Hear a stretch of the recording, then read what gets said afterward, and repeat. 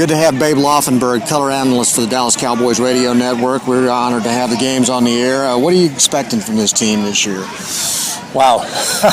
You never know what to expect in today's NFL. It's funny because, years ago, during the 90s, the Cowboys and 49ers always played that regular season game in November, and you knew one team was going to be 9-2 and the other team was going to be 10-1, and it was going to be for home field. And now you look at what happens. First goes to last and last goes to first in many instances, unless you're New England and you got Tom Brady. San Francisco, great example of that last year. They won 3 games 2 years ago, and last year you make the argument that they should have been in the Super Bowl if Ted Ginn Jr. doesn't get hurt and they got somebody that can catch punts and hold on to the ball. But so I'm optimistic, but I'm going to say I'm cautiously optimistic. But I do think they have some things in place. I happen to be a Tony Romo fan. I think he can do it. I think they've got to get better around him, clearly. But he has not been the guy that's been holding this team back from being a playoff contender and a Super Bowl contender. What do you think has held him back? Yeah, it's funny. They haven't seemed to have the mojo. They get to the end of the season. A few years ago, it was at Philadelphia. They're playing for the playoffs, and they get killed there. Last year, it's New York. Both teams were sitting there at 8-7. Of course, Giants, we know what they did. Yeah.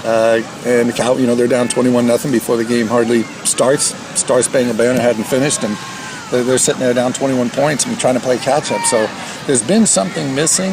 I do sense, however, that some of the veteran guys and the Jason Wittens and DeMarcus Wares, they know, hey, the end of their career is a lot closer than the beginning. And to have won one playoff game with the group of guys that they've had, I think it's disappointing to them. It's a little bit embarrassing to them, and I think they're ready to do something about it.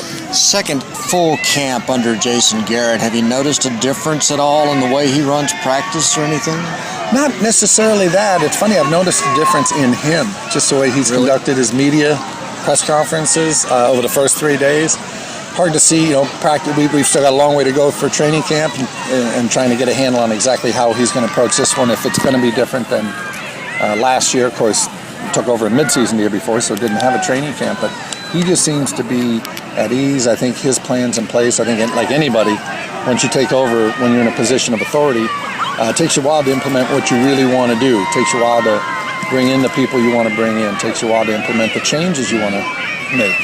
And it's a fine line between overhauling something and changing for the sake of change, or making that gradual change. But I do feel like this year he's kind of got things where he wants them. He's getting the kind of players he wants in here. They're drafting the kind of players that he wants. So if you're going to lose, lose with your guys, and I think that's what he's going to do. But now let me put the caveat on that I think they are going to win. Yeah. This is a real weird kind of a preseason, because every year the Cowboys come in, and no matter what, automatically they're very talented and they're going to go to the playoffs and go deep. You're not hearing that this year. I think fans have been, they've been hearing that, and finally you say, let's just worry about the regular season. So the Super Bowl talk, that got started because the Super Bowl was in Arlington a couple years back, just a natural thing to start talking Super Bowl. Well, the whole object is to get yourself into the playoffs, something they haven't been able to do the last 2 years.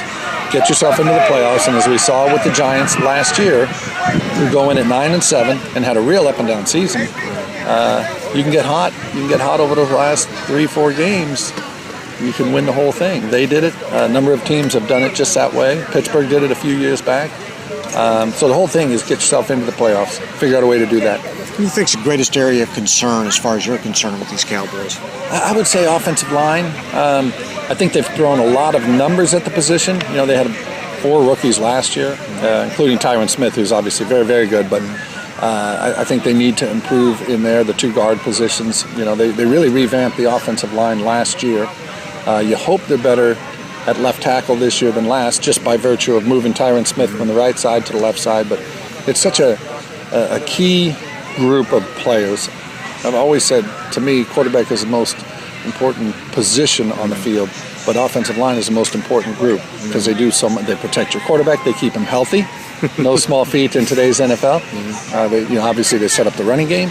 So if your offensive line is a good group, you can do a lot after that with your offense. Have any idea what kind of year you think Dez is going to have? I have honestly no idea. I really don't. Now, I will say this: he's as physically talented as any receiver I've seen. When you just watch him run and jump, and the size and his ability and the way he moves to the football, and he's strong at the point of attack. He's got great hands in terms of when that ball hits him, he's ripping it down. You can throw the fade to him; he'll go up over people and get it. But obviously, there's the other issue with Dez of life. Life sometimes gets in the way of Dez playing great football.